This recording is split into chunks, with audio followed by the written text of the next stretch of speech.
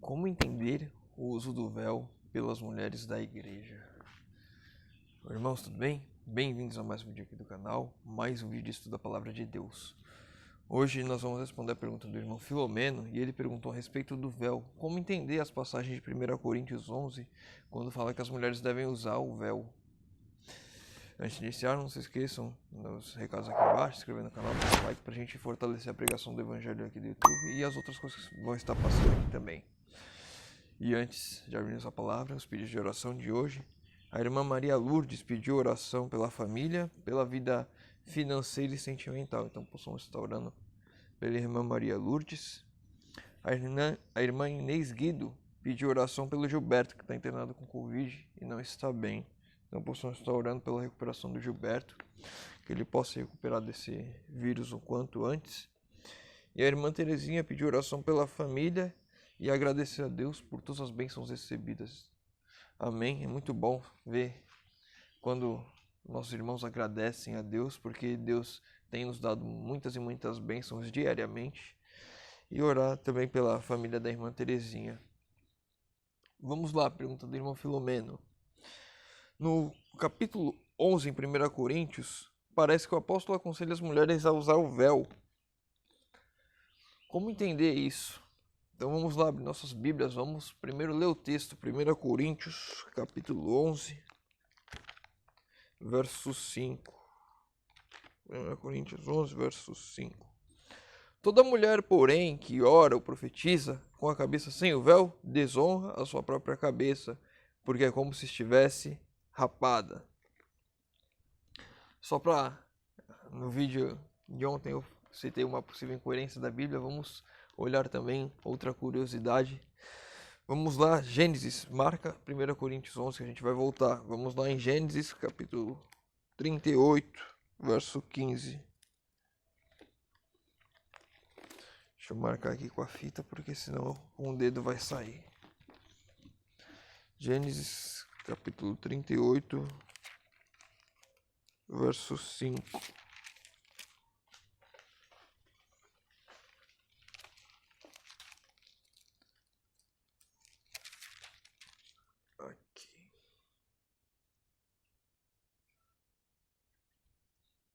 Aqui, verso 15, desculpa. Gênesis 38, verso 15. Vendo-a Judá, teve-a por meretriz, pois ela havia coberto o rosto.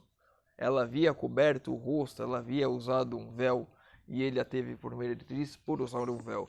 Então a gente vê aqui duas posições distintas, né? Paulo falando para a mulher usar o véu, e aqui em Gênesis a gente vê que Judá vê uma mulher cobrindo o rosto e entendeu que ela era uma meretriz, uma prostituta. Como entender então o uso do véu na Bíblia? Vamos ler o verso 5 novamente. 1 Coríntios 11, verso 5. Toda mulher, porém, que ora ou profetiza, com a cabeça sem véu, desonra a sua própria cabeça. Aqui um ponto importante que a gente vai ver. Porque é como se estivesse com a cabeça raspada.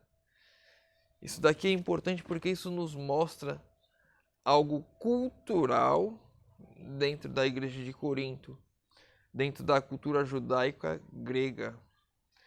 A mulher que estivesse com a cabeça descoberta era como se ela estivesse com a cabeça raspada, era como eles associavam. Vamos ver o verso 6 também agora. Portanto, se a mulher não usa o véu, nesse caso, que rape o cabelo.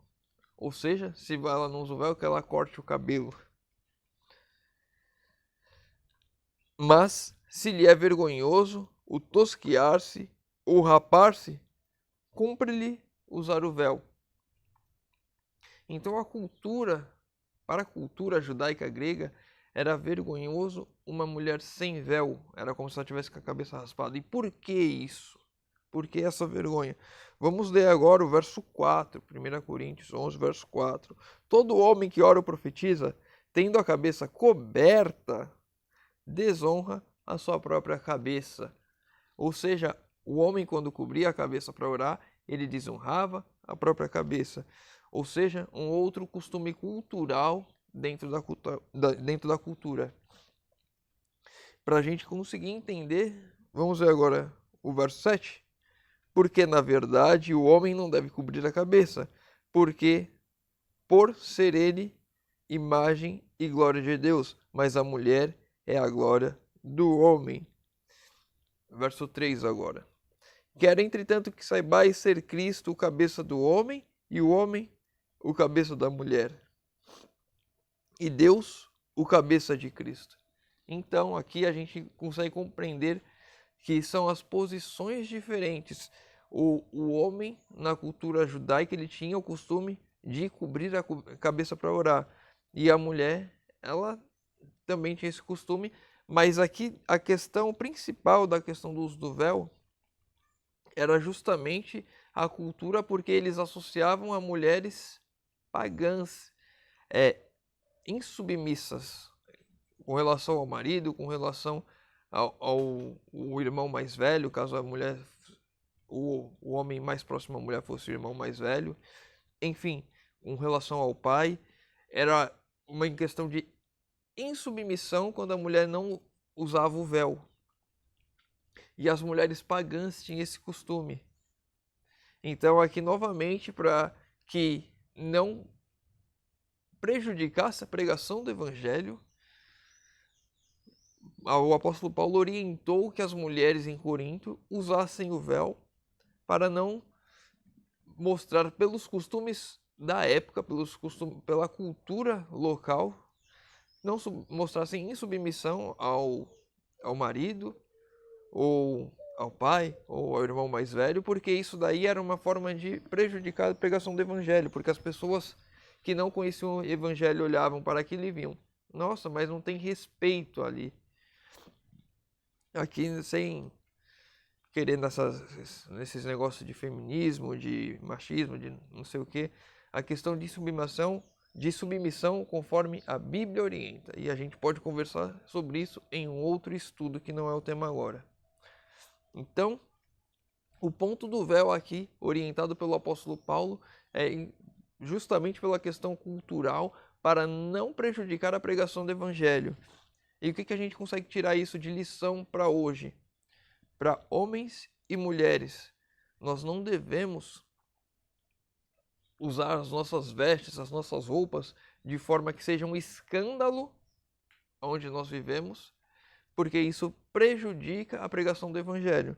Então, você pegar um exemplo, não vou dar exemplos, mas os irmãos já sabem vestimentas que homens não deveriam usar e mulheres não deveriam usar. Vou dar um exemplo. Um homem usando aquela saia escocesa aqui no Brasil, culturalmente é um escândalo, porque saia não é uma coisa que o homem deveria usar.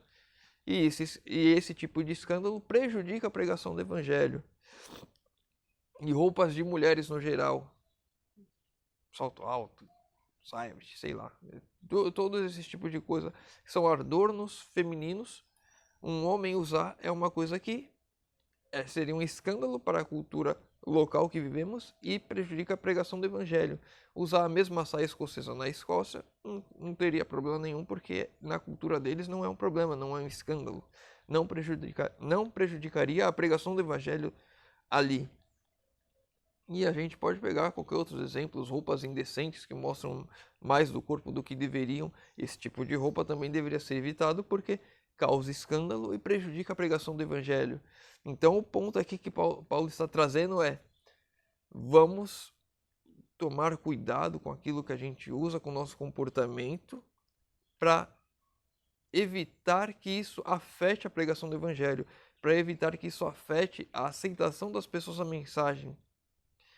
Como na cultura judaica, a mulher não cobrir a cabeça, judaica grega aqui, né? Lá em Corinto, não cobrir a cabeça era um sinal de insubmissão. Então ele diz, cubram a cabeça. E a gente vê que lá em Gênesis, cobrir a cabeça também era algo que as prostitutas faziam, as meretrizes. Então, cada um respeitando a sua cultura para que não prejudique a pregação do evangelho. É esse o ponto que Paulo está trazendo aqui. Espero ter respondido a pergunta do irmão Filomeno. E convido agora aos irmãos que, antes da oração, né, se você ficou com alguma dúvida, pode deixar nos comentários. Se você tem algum pedido de oração, deixa nos comentários também. Eu vou estar lendo, vou estar orando, vou estar respondendo. E agora eu convido sim os irmãos a fechar os olhos para falarmos com Deus. Senhor Deus, Pai amado, obrigado, Senhor, porque mais uma vez temos a oportunidade de abrir a Tua palavra, estudar e compreender a Tua vontade, Senhor. Pai querido, que o Senhor nos oriente, que o Senhor nos instrua, que o Senhor nos guie, para que não façamos nada que prejudique a pregação do Evangelho, Senhor amado. Pai querido, te pedimos isso em nome de Jesus. Amém. Meu irmão, fica com Deus e que Deus te abençoe.